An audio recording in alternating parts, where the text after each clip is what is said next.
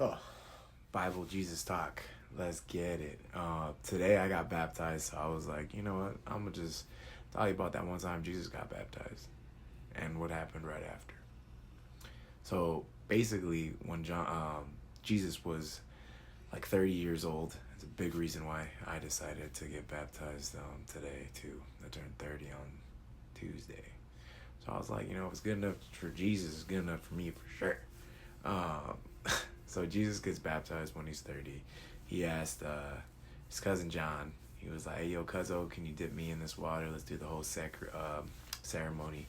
Let's get me right. I'm just trying to commit myself to the cause 100%. And John honestly, he didn't want to do it at first. He was like, man, I'm not even worthy, Jesus. And it's funny because John is like known as John the Baptist. He's baptism's his thing, So when Jesus is like, what do you mean you're not worthy, bro? Like, chill with that. This is what you do. And then he goes on to say that like, this is the Lord's will. And John's like, well, I ain't gonna be stopping the Lord's will, So John and Jesus, they enter the Jordan River and they do the whole ceremony. John dips Jesus' head in the water. Jesus comes back, goes like that, pops up. And when he does that, the whole sky opens up, the heavens come down, and just like rays of immaculateness, Holy Ghostness just fall all upon Jesus. And God says like, yeah, that's my son right there. And I'm very pleased with this one. The really interesting part about Jesus' baptism is he's the only person to ever get baptized and not have like the baptism cleanse him. Not because it didn't work, but because like he didn't need to be clean, because your boy was just already squeaky clean. Jesus can't do no wrong. My man's is perfect.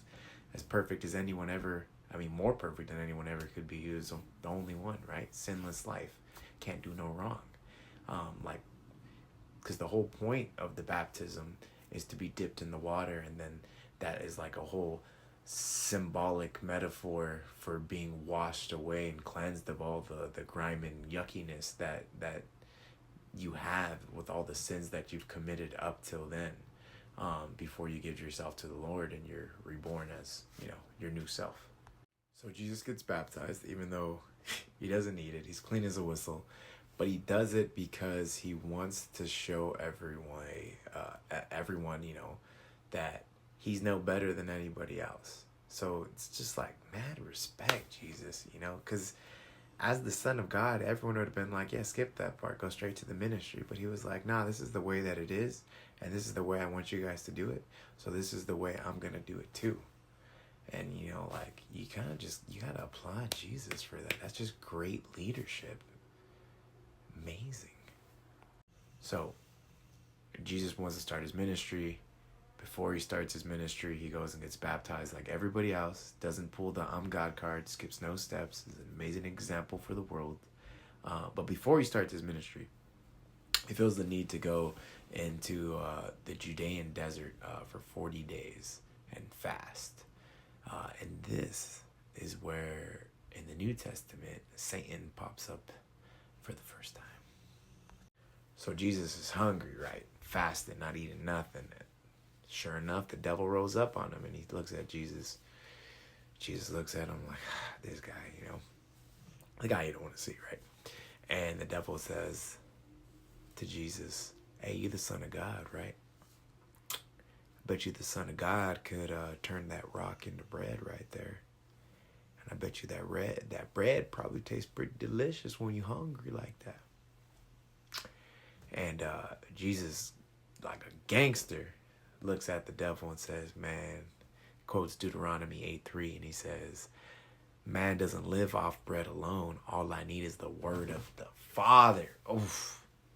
He said, I don't need to eat no food. I got scripture.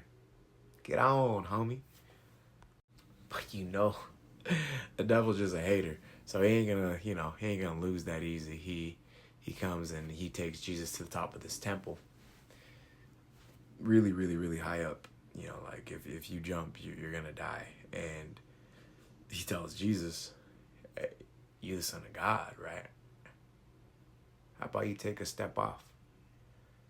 If you the son of God, God ain't gonna let nothing happen to you. He'll catch you. He'll send some angels down or something. You'll be all right. Let's see it. Come on. Let's see it.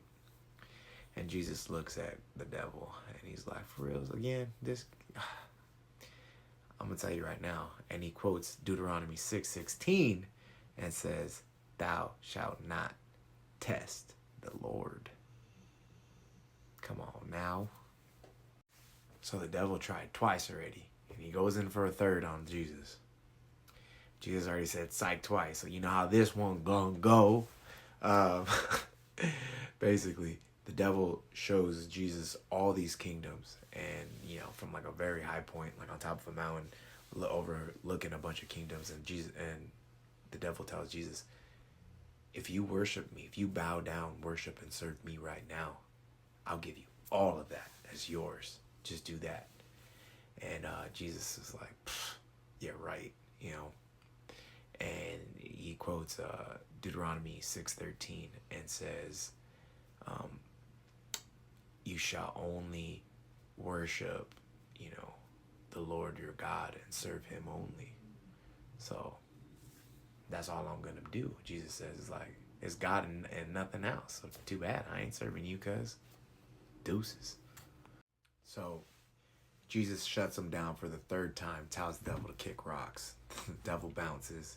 And then angels come down with some food and they take care of Jesus. And then Jesus goes on to start his ministry.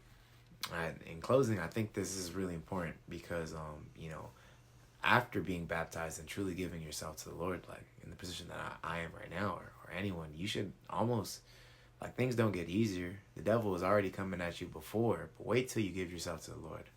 He might come at you, you know, face to face. And you're going to have to be ready for it, you know, double down, triple down, quadruple down on the Lord and staying faithful.